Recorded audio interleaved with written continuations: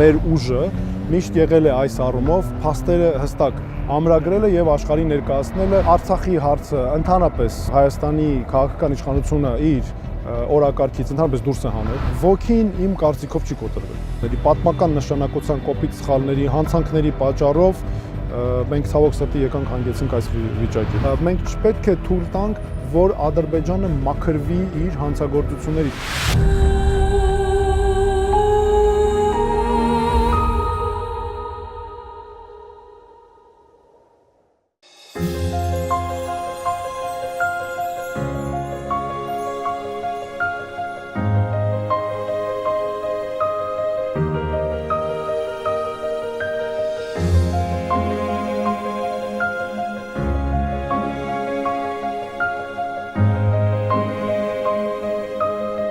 Պարոն Թաթոյան,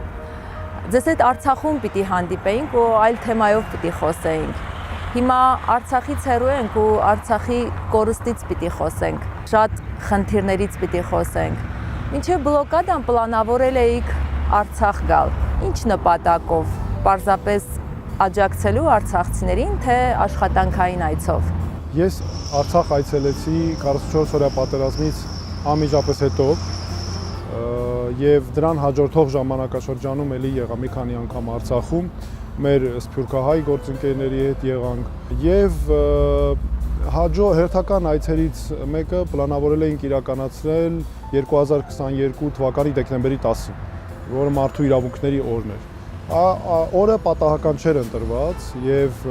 նպատակն էր այցի իհարկե աշխարհին ցույց տալ այն ինչ տեղի ունենում Արցախում ինչ Ադրբեջանն անում է Արցախի նկատմամբ, հանցանքները, նրանց խախտումները, մարդկանց պատճառած տառապանքները եւ իհարկե այդ խորհրդանշական մարդու իրավունքների օրը աշխարհում ցույց տալ, որ կա մեր հայրենիքի այս հատվածում այնպիսի իրավիճակ է, որ Ադրբեջանը պարզապես մարդկանց այնպես է անելանելի վիճակ ստեղծում, որ մարդիկ թողնեն գնան եւ բռնի տեղահանում իրականացվի։ Այցը պլանավորել էինք, խոսել էի այն ժամանակ Արցախի մարդու իրավունքների պաշտպանի պարոն Գեգամ Ստեփանյանի հետ, Արտակ Բեգլարյանի հետ, Ռուբեն Վարդանյանի հետ էի պայմանավորվել, որովհետև պետք է գայինք նաև շատ հանդիպումներ ունենայինք, համատեղ քննարկումներ ունենայինք, ձեզ հետ էինք խոսել։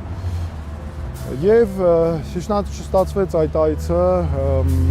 անձնական պատճառով դեկտեմբերի 7-ին հայրս մահացավ եւ դեկտեմբերի 10-ի այցը չկարողացանք անել։ Դեկտեմբերի 12-ին էլ տեղի ունեցավ արդեն Արցախի շրջափակումը։ Իհարկե դա ինձ համար ազդանշան էր, որ Ադրբեջանը պատրաստվում է այլ մեթոդների դիմել եւ միևնույն է հասնել Արցախի գլխին արհավիրք բերելու իր նպատակին։ Եվ դա ինձ այդ ամենը տեսնում այո, իհարկե ակնհայտ էր եւ դա Ադրբեջանի, այսպես ասած, մեթոդներից էր։ Դրան, որովհետև դրանք արդեն ցույց էին տվել, որ ուզում են նաև նպատակ ունեն փոխել մեթոդները։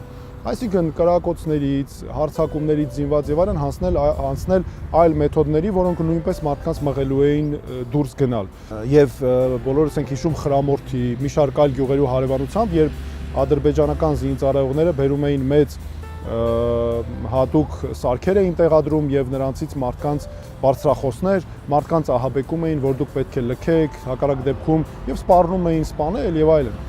Եվ երբ դեկտեմբերի Ադրբեջանը մի քանի օրով իր այսպես կոչված էկոակտիվիստներով, բայց իրականում իր գործակալներով փակեց ճանապարհը,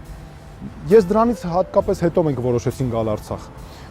որովհետեւ պետք էր աշխարհին էլ ավելի մեր ներդրումն էլ բերեինք, որ ավելի մեծ ջանքերով, ավելի մեծ ինտենսիվությամբ ցույց տայինք ինչ տեղի ունենում։ Արդեն իհարկե տեսանք, որ դեկտեմբերի 12-ին առավոտյան 10-ից 10:30-ի հատվածում էր, լավ հիշում եմ, մի խումբ էկոակտիվիստներ արգելափակեցին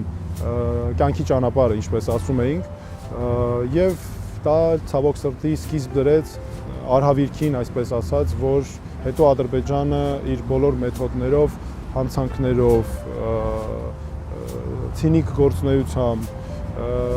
լկտիաբար ստելով աշխարհին, կեղծիքներով, այստեղ հասավ նրան, որ բռնությամբ տեղահանվեց եւ հայաթափվեց ոչ Արցախը։ Դուք կապի մեջ էիք ձեր գործընկերների հետ Արցախյան ու փորձում էիք Այո, մենք իհարկե ամեն օր կապի մեջ ենք, իհարկե դժվարություններ կային հեռախոսակապի հետ կապված, մանավանդ հիշում եք, որ Արցախի կյանքի ճանապարհն արգելափակելուց հետո Ադրբեջանը միանգամից անցավ կենսական կարևոր կոմունիկացիաներից զրկելուն, մասնավորապես կապի միջոցներն էին անընդհատ խափանվում, մասնավորապես էլեկտրաէներգիայից զրկեց մարդկանց, գազից էր զրկում եւ այլն եւ այլն։ Դա իհարկե դժվարացնում էր կապը, բայց պետք է ասեմ, որ ի շնորհիվ իմ արցախյան գործընկերների, ընկերների նվիրումի, նրանց այդ անձնական ջանքերի շնորհիվ մենք կարողանում ենք ապահովել։ Այսինքն, եթե մարդիկ, ինչը բնական է, զբաղված էին իրենց անձնական, կենսական տարբեր հոգսերով, որովհետև այնպես էր ստացվել մարդիկ անգամ սնունդ հայթայթելու համար, մանավանդ վերջին օրերին, ես հիշում եմ իրավիճակներ կային գյուղից ոտքով գալիս էին քաղաք, ասենք, կամ ինչ-որ մի վայր, որպեսզի սնունդ կարողանան հայթայթել երեխաների համար եւ այլն։ Հիմա իմ գործընկերները, իմ ընկերները իրենց նվիրումի շնորհիվ այդ կապը պահում էին գիշեր-ցերեկ։ Դա իհարկե ինձ ավելի էր պարտավորեցնում մեզ, որովհետև պետք էր իհարկե պայքարել այս դժվարությունները հաղթահարելու համար։ Իսկ ինչը կարող էր կանխել 2023-ի այդ արհավիրքը։ Մեր արցախյան ընկերների հետ համատեղ սերտ համագործակցությամբ կարողացանք այն ժամանակ սերտ աշխատեցինք Գեգամ Ստեփանյանի հետ, Գուրգեն Ներսիսյանի հետ, Արտակ Բեգլարյանը, մի շարք այլ գործընկերներ եւ համատեղ ուժերով վեր հանեցինք 500-ից ավել մարդիկ, նույնականացրինք այդ էկոակտիվիստների մեջ, ովքեր ներկայանում էին իբր էկոակտիվիստներ, բայց մենք դրանցից վեր հանեցինք անուն ազգանուններով, լուսանկարներով, ֆինանսավորման աղբյուրներով, աշխատանքի վայրերով, ամբողջը զեկույցով հրապարակեցինք։ Ընդ որում հետաքրքիր էր այն, որ այս բոլոր մենք վեր հանեցինք նաև այս բոլոր մարդիկ սարսափելի հայատյաց են։ Եվ որովհետև նրանցից շատերն ունեին գլխատված հայերի հետ նկարներ, նրանցից շատերն ունեին Ռամիլ Սաֆարովի հետ որպես հերոս, որն օրինակ է իրենց համար նկարներ եւ այլն։ Այսինքն մենք ցանով աշխարհին ցույց տվեցինք, որ հրապարակեցինք զեկույցը, անգամ ուղարկեցինք մի շարք այնպիսի համալսարաններ եվրոպական, որտեղ ադրբեջանցիներին սովորում եւ այդ sense էկոակտիվիստները եւ փորձեցինք այդպես նաեւ այսպես ներկայացնել այս խնդիրը։ 22 թվականից սկսած բլոկադան, հետո նաեւ 23 թվականի բռնի տեղահանումը մենք չի կարելի դիտարկել առանձին, կտրված մյուս բոլոր իրադարձություններից։ Այստեղ սերտորեն սա մեկ միասնական շղթա է, որը իմ կարծիքով սկսվում է 90-ական թվականներից։ Այո, մենք հաղթանակ էինք տարել, մենք հերոսական հաղթանակ էինք տարել, մենք ազատագրել էինք մեր հայրենիքը, մեր հայրենակիցներին փրկել էինք, մեր հերոսների շնորհիվ փրկել էինք ադրբեջանական վտանգներից, սպանություններից, խոշտանգումներից, հանցագործություններից, բայց հետագայում իհարկե պատմական ամբողջականության մեջ դիտարկելով այս խնդիրները կուտակված էին եւ կուտակված էին այն իմաստով, որ 44 օրյա պատերազմից հետո Ադրբեջանը սաստկացրեց իր աշխատանքները, իհարկե դրանից առաջ էր անում ամեն ինչ անում էր, որպեսզի Արցախը մեկուսացնի աշխարհից։ Ամեն ինչ անում էր եւ հիշում ենք, որ սև ցուցակներ ուներ այսպես կոչված։ Ինչ էր անում։ Միջազգային մարդիկ, էքսպերտներ կլինեին, լրագրողներ, հյուրեր, ովքեր գալիս էին Արցախ, բոլորին ներառում էր այդ սև ցուցակ եւ սկսում էր հետախուզելու նրանց աշխատանքներ տանել քրեական գործերով, քրեական դատավարության շրջանակներում արհեստական գործեր էին հարուցվում, իրենց քրեական օրենսգրքում ունեին հոդվածներ ընդունված եւ այդ հոդվածներով արհեստական մարդկանց հետապնդում էին։ Գնում էին անգամ հասնում էին, օրինակ եթե ինչ-որ մասնագետներ էին, այդ մարդկանց աշխատանքի վայրեր էին հասնում, համալսարաններ եւ այլն։ Տեսեք, հետեւողական, սարսափելի հետեւողական տանում էին այս աշխատանքը։ 44 օրյա պատերազմը իհարկե Ադրբեջանը ավելի սաստկացրեց դրանից հետո իր քաղաքականությունը, դրանից հետո ավելի սաստկացրեց կեղծիքները եւ 23 թվականի իրադարձությունները պետք է դիտարկել նրանց էթնիկ զտումների քաղաքականությունը, ցեղասպան քաղաքականությունը, պարտադիր պետք է դիտարկել այս ամբողջականության համատեքստում։ Իսկ ինչը այնպես չի ընթացել, որ արդյունքում մենք հասել են դրան։ Նախ Ադրբեջանը կարծում եմ հատուկ ծառայությունների նաև համակարգված աշխատանքով աշխարհին անընդհատ տարբեր համալսարաններ կլներ, չգիտեմ, տարբեր ցանկացած հարթակ օգտագործում էին իրենց կեղծիքներն առաջ մղելու համար եւ ստեղծելու համար ստերեոտիպեր, որ այն ինչ որ նրանք այսօր անում են մի խոսքով, այս բոլոր կեղծիքներն ու ստերեոտիպերը առաջ տանելու համար, որ հայերը կապ չունեն Արցախի հետ, Արցախ Հայաստանը արհեստական պետություն է, չգիտես եւ այլն եւ այլն։ Ակնհայտ էր մեզ համար, որ Ադրբեջանը մեծ ուժով է այս ամենը տանում առաջ։ Հետևաբար մենք ինքներս պետք է կրկնակի, քառակի եւ շատ ավելի անգամ ներկայացվեր այս հարցերը։ Բազմից եք այս ամենի մասին խոսել, բազմից եք դիմել միջազգային ատյաններ, բայց կարծես սա այլ տեղից չի շարժում։ 2016 թվականին, երբ ապրիլյան պատերազմը սկսվեց, ես հաջորդ օրն առավոտյան անմիջապես մեկնեցի Արցախ։ Ես նոր էի ընտրվել Մարդու իրավունքների պաշտպանի պաշտոնում, ընդամենը 2 ամիս առաջ, նույնիսկ ավելի քիչ։ Առաջին օրը հենց Ադրբեջանը հարձակվեց Արցախի վրա, միանգամից նրանք սկսեցին մի քանի տեղերից, այդ թվում առաջիններից էր Թալիշ գյուղը։ Եվ հիշում ենք, որ նրանք միանգամից սպանել էին դաժանաբար, սպանել էին այդ թվում ականջներ կտրելով, մարմնի մասեր եւ այլն, մի տարեց զույգի ամուսինների նրանց մոր հետ միասին։ Նրանց հետո անմիջապես հիշում ենք նաև, որ դպրոցի հարևանությամբ գնդակոծությամբ, դպրոցի գնդակոծության արդյունքում մենք ունեցանք անչափահաս երեխա զոհվեց, վիրավորներ եղան եւ այլն։ Ադրբեջանը միշտ ինչ է արել։ Ամեն ինչ արել է, որ այս փաստերը իրականությունը կոծկվի եւ Արցախը մեկուսացնի աշխարհից, թույլ չտա, որպեսզի աշխարհը տեղեկանա իրական խնդիրների մասին։ Դրա համար մեր ուժը միշտ եղել է այս առումով փաստերը հստակ ամրագրելը եւ աշխարհին ներկայացնելը, ոչ միայն որ ուղղակի իրազեկումն է կարեւոր, բայց կարեւոր է որպեսզի միջազգային կազմակերպությունները, որոնք որոշումներ են կայացնում, նրանք իմանան, որ իրականում սա է վիճակը, որ իրականում Ադրբեջանը, եթե հանկարծ նրանց թողնես մարդկանց հետ մենակ, ինչպես կամ մարդկային շփում հանկարծ եթե լինի, այդ իրենց դրոններից ու բանից բացի, միանգամից տեղի ունեն խոշտանգումներ, սպանություններ, մարմնի մասեր կտրել եւ այլն։ Ու սա է իրական ադրբեջանական քաղաքականություն, դա խրախուսվում է եւ նրանք դա անում էին միայն այն բանի համար, որ այդ մարդիկ հայ են։ Վերջ, սա էր պատճառը։ Առաջին իմ զեկույցը ես լավ հիշում եմ կազմեցի, այն ժամանակ Յուրի Հայրապետյանն էր Մարդու իրավունքների պաշտպանը, մենք համատեղ քննարկեցինք, կազմեցինք զեկույցը, ներկայացեցինք, բայց դա էլ բնականաբար այս ամենը Ադրբեջանը ինչ էր կանգնացնում եւ նրանք առանձնակի լկտիությամբ առաջ էին գնում։ Չէիք հուսալքվում, երբ որևէ չէինք հուսալքվում, որովհետև եւ ավելին ասեմ, որքան շատ էր Ադրբեջանում, մենք այնքան ավելի շատ էինք ավելի ակտիվ, պետք է ակնհայտ գիտակցում էինք, պետք է ավելի շատ պայքարել, ավելի մեծ եռանդով էինք անում այդ աշխատանքը։ Ես կարող եմ կոնկրետ օրինակներ բերել, որ մեզ հաջողվել է կոնկրետ փոփոխություններ անել ադրբեջանական այդ կեղծիքների հարցում։ Օրինակ, լավագույն օրինակներից է պատերազմից հետո, երբ Ադրբեջանը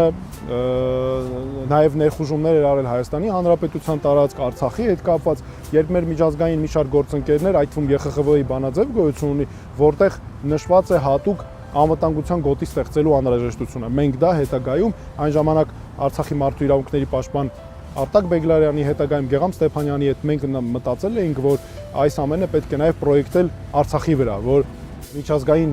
չափանիշները դրա հնարավորությունը տալիս էին։ Դա համար մենք մեր աշխատանքով նաև այսպես իրավունքների տեսանկյունից շատ ամեն ինչ անում էինք, որ Ադրբեջանը ռազմական ու քաղաքական այդ հատկապես կոմպոնենտների տակ տարել մցրել է, դուրս բերենք նաև մարդկային տեսանկյունից քննարկենք, սա շատ կարևոր է։ Իսկ պետությունը ձեզ աջակցում է կամ աջակցել է։ Մենք Արցախի հարցը ընդհանրապես Հայաստանի քաղաքական իշխանությունը իր օրակարգից ընդհանրապես դուրս է հանել։ Հետեւաբար պետական մակարդակով մենք չունենք աջակցություն, ոչ։ Արցախի հարցը ընդհանրապես մոռացության է մատնվում եւ փակվում է, որը շատ վատ է։ Մենք չպետք է երբեք դա չեն կարող երբեք դա թույլ տալ։ Գիտեք, այսպեսի մի բան ասեմ, իմ կարգավիճակի բերումով ես տարբեր հանդիպումներ ենք ունենում, քննարկումներ միջազգային տարբեր համալսարաններում, անգամ գիտական կենտրոններում եւ այլն, նրանք անգամ այս հարցերը բարձրացնում են եւ շատ մեծ ափսոսանք են հայտնում ու միշտ զայրույթով են խոսում այն մասին, որ տեղի ունեցավ ի վերջո ցեղասպանություն, տեղի ունեցավ էթնիկ զտումներ եւ սրա մասին աշխարհը մոռացել է, չի խոսում։ Միջազգային կառույցներ, բանաձևեր եւ այլն չունենք այս մասին։ Այս վերջերս մի քանի բանաձևեր եղան, օրինակ Շվեյցարիայի խորհրդարանն ընդունեց բանաձև, տարբեր մի շարք երկրներ, բայց դա մասնավոր ջանքերի արդյունք է։ այդտեղ մենք պետական աջակցություն չունենք, ես վստահ եմ ուղղակի, որ Հայաստանի քաղաքական իշխանությունը այսօր հնարավորություն ունենա նաև բացահայտ կխանգարի միջազգային ատյաններում այս հարցերին։ Դա մեզ համար շատ ավելի մեծ դժվարություններ է ստեղծում։ Մեզ նկատի ունեմ իմ գործընկերները, իրավապաշտպան, միջազգային իրավունքի մասնագետները, ովքեր անընդհատ պահանջներ են ներկայացնում, խնդիրներ են վերհանում։ Այստեղ արդյունք շոշափելի ստացվում է, դուք օրինակ կարող եք հասկանալ հասարակ մարդու տեսանկյունից, մենք ստացվում է արդյունք չունենք։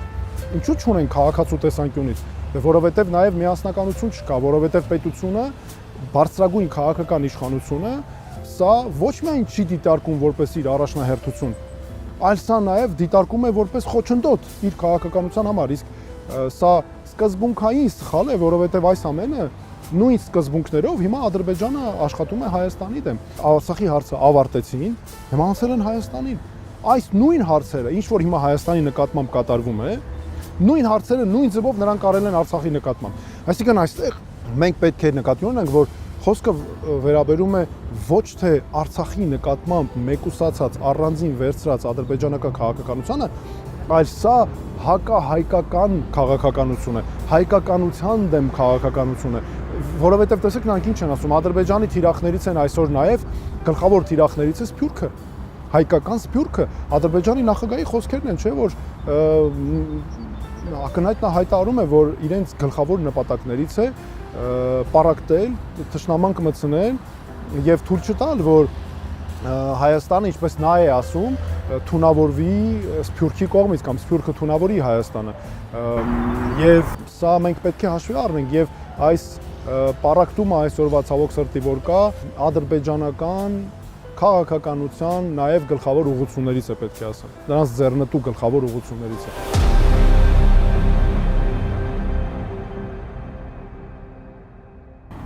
Պարոն Թաթոյան, նշեցիք, որ ապրիլյանի ժամանակ էիք Արցախում, ուզում եմ պարզել առաջին այցն էր դա ձեր, թե մինչ այդ իմ առաջին այցը չէր իհարկե, բայց որպես, այսպես ասեմ, հասուն տարիքում այց, գիտակցական եւ նաեւ պաշտոնական կարգավիճակով դա առաջին այցն էր Արցախ։ Իսկ մինչ այդ մինչ այդ այցելել եմ ուսանող ժամանակ, բայց դա առավելապես գիտեք, այսպես վայելքի, ճանաչողության, այդ երիտասարդության ժամանակ, այդ ժամանակ նաև խնդիրներ չկային, այսպես պատերազմի արհավիրքի եւ այլն խաղաղություն էր, այդ առաջին այցս դա էր։ Ես երկրորդ անգամ բնականաբար արդեն ամբողջովին այլ իսկ ինչ եք հիշում այդ խաղաղ տարիներից Արցախի։ Գիտեք, այսպես ասեմ, 2016 թվականից հետո էլ խաղաղություն մենք ունեինք մինչև 2020 թվականը, ճիշտ է Ադրբեջանը նորից էլի դիվերսիոն հարձակումներ էր անում եւ այլն, բայց ընդհանուր առմամբ մենք հանգիստ վիճակում էինք նո այն իմաստով որ մարդկանց մեջ այս պատերազմական վիճակի հարցերը չկային, ինչպես որ բլոկադա էր եւ այլն։ Եվ մենք հնարավորություն տվեց նաեւ մեզ վայելել Արցախը։ Ես իմ սկզբունքը ինչպես էր, երբ հատկապես այդ տարիքում ես գնացի եւ հնարավորություն ունեցա բացահայտելու արդեն շատ վայրեր ինձ Արցախի համար։ Ճիշտ է, մենք գործով էինք այցելում 16 թվականի ապրիլյան այցից մասին է խոսքը, որտեղ հարձակումներ կային եւ այլն տարբեր քաղաքներ, դա նաեւ անուղղակի այսպես հնարավորություն էր բացահայտելու Արցախը։ Դա նաեւ ինձ համար ազդանշան էր, որ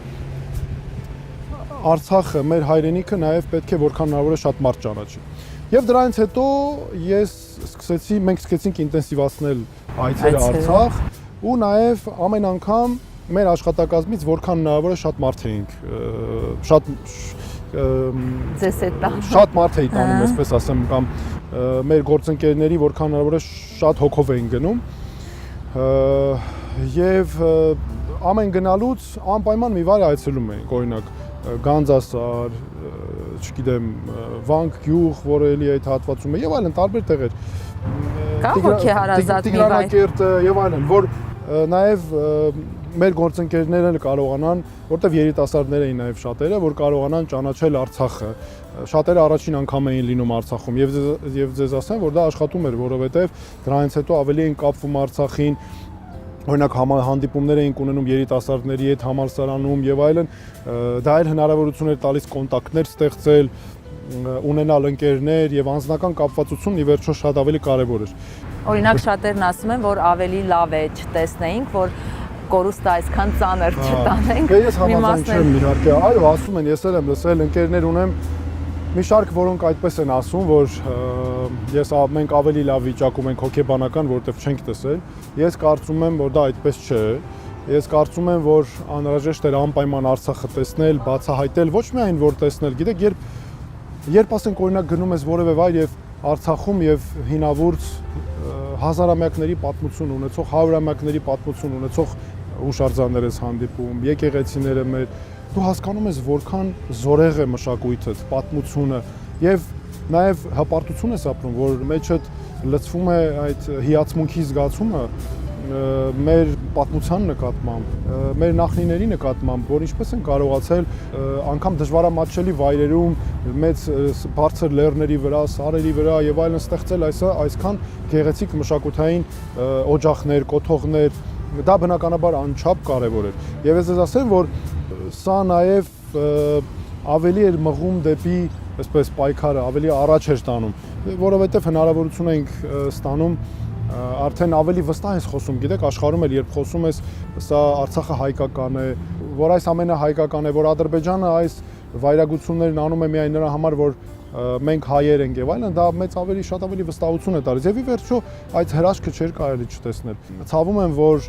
ամբողջությամբ Արցախը բացահայտելու հնարավորություն չունեցանք, որովհետեւ գիտեք, նաեւ միշտ մտածում էինք, որ ամեն այցի ժամանակ մի վայր կգնանք, կտեսնենք, կբացահայտենք։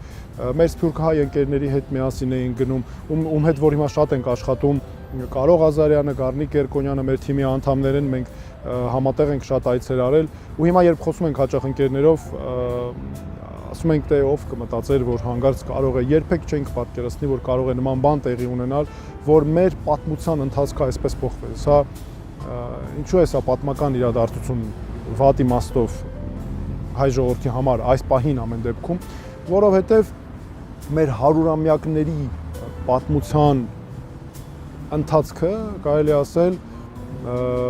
բռնի կերպով փորձ են անում փոխել։ Սա հարյուրամյակների պատմության հարց է, գիտեք, եւ խոսքը ոչ թե մի կտոր հողի մասին է, խոսքը ոչ թե ես անգամ համաձայն չեմ այն մտքի հետ, որ միշտ ասում են մեր մի փոքրիկ կտոր հայրենիք եւ այլն, սա ճիշտ սխալ է այդ մղումով կամ այդ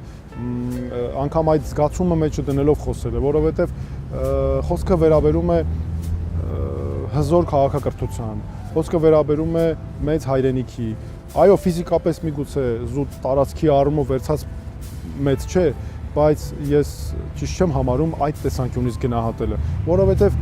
Արցախն այնքան հարուստ էր իր մշակութային կոթողներով, եկեղեցիներով, հայ ժողովրդի պատմությունը հիշեցնող տարբեր վայրերով, որ ամեն փոքր անգամ տարածքի վրա կարող է այնքան բան բացահայտել, որ սա մեծագույն, ես կարծում եմ, ամեն անգամ նվաճում էր եւ ինձ մեջ Արցախն այդպես է տպավորված եւ Արցախի հիմա արդեն արցախցի մեր հայրենակիցների վերադարձի համար,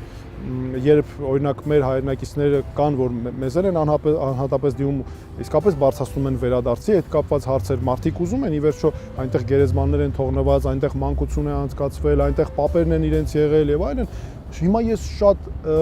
այդ մարդկանց այնքան լավ եմ հասկանում մեր հայրենակիցներին, որ դա պարզապես առանց դրա, եթե այդպես չլիներ, ես պարզապես չէի հասկանա։ Գիտեք, եւ ես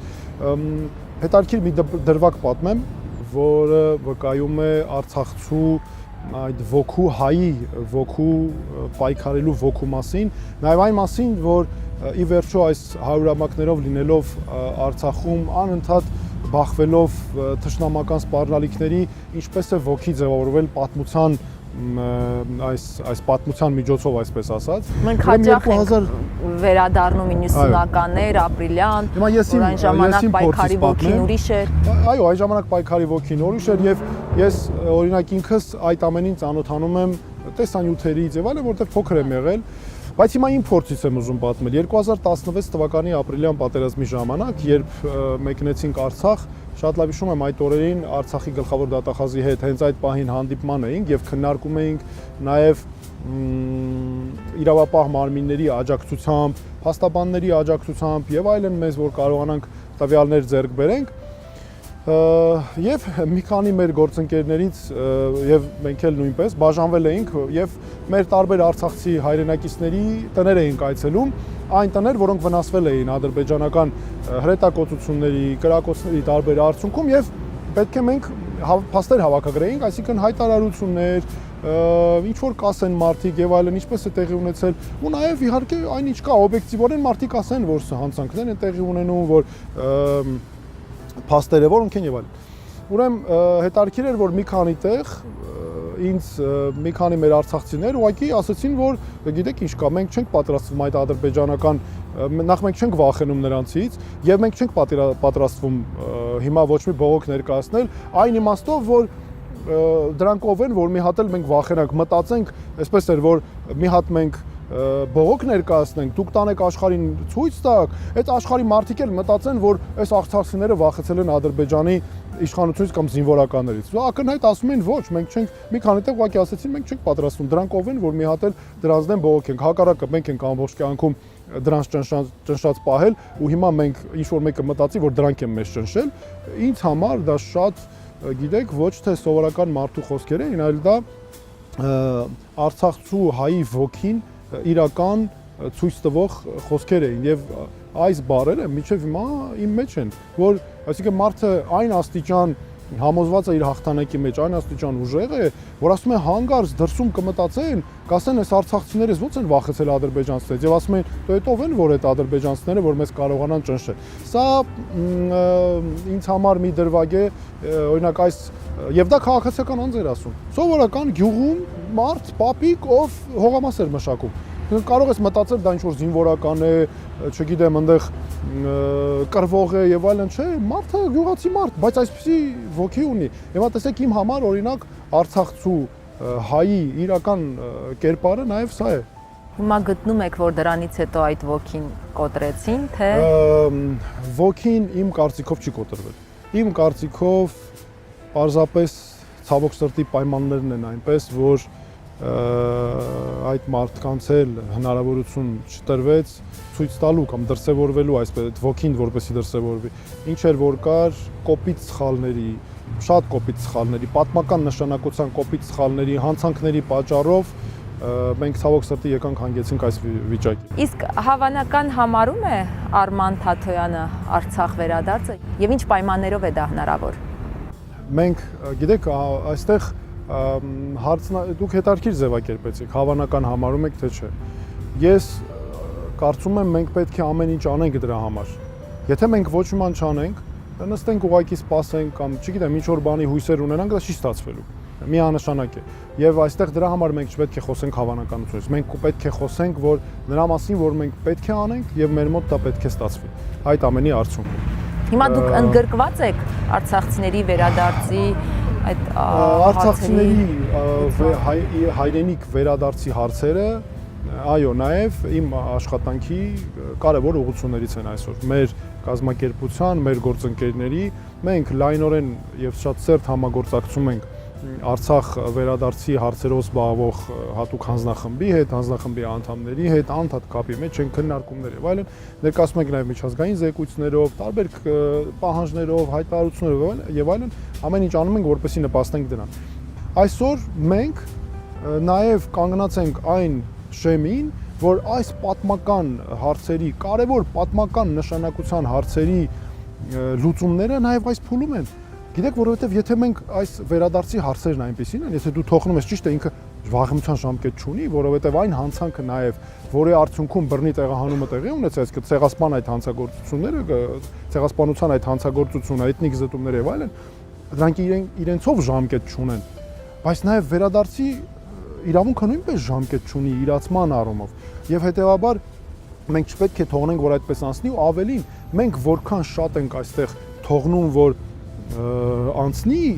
ժամանակը, այնքան ավելի բարդանում է վիճակը, այնքան ավելի դժվարանում է։ Մենք ոչ թե պետք է դիտարկենք նրանով արդյոք հավանական է, հավանական չէ, այլ սա պետք է արվի, որովհետև սա նաև Հայաստանի համար է անհրաժեշտ, հասկանում եք, մենք չպետք է թույլ տանք, որ Ադրբեջանը մաքրվի իր հանցագործություններից։ Ադրբեջանը ինչու է սրա դեմ պայքարում, ընդդիմանում, չի թողնում որ դա տեղի ունենա, որտեղ նա խնդիր ունի մաքրվելու իր հանցանքներից։ Հիմա եթե մենք թողնելու ենք որ Ադրբեջանը մաքրվի իր հանցանքներից, նույն բանը անելու է Հայաստանի նկատմամբ, չէ՞։ Ես քիչ առաջ էի ասում, որ այս քաղաքականությունը նույնն է, թե Արցախի նկատմամբ, թե Հայաստանի նկատմամբ, որտեղ սա հակահայկականության քաղաքականություն է։ Լավ, հավատում եք։ Իհարկե հավատում։ Իսկ եթե չկա պետական աջակցություն, պետական աջակցություն, պետության քաղաքական իշխանության, բարձրագույն իշխանության աջակցություն, այո, չկա։ Մեր հետևողական աշխատանքի արդյունքում, մեր ճիշտ նպատակադրումների, պետության մասին բացառապես մտածելով, վեր լինելով անձնական ու քաղաքական շահերից, համախմբված աշխատելու, միմյանց նկատմամբ հարգանք ունենալով եւ պատմության առաջ պատասխանատվություն ունենալով, այդ ամենն իրագործելով վստահ եմ, որ մենք ապահովելու ենք այս նպատակի իրագործումը, խոսքը վերաբերում է թե վերադարձին, թե նաև առհասարակ մեր հայ ժողովրդի շահերի պաշտպանությանը։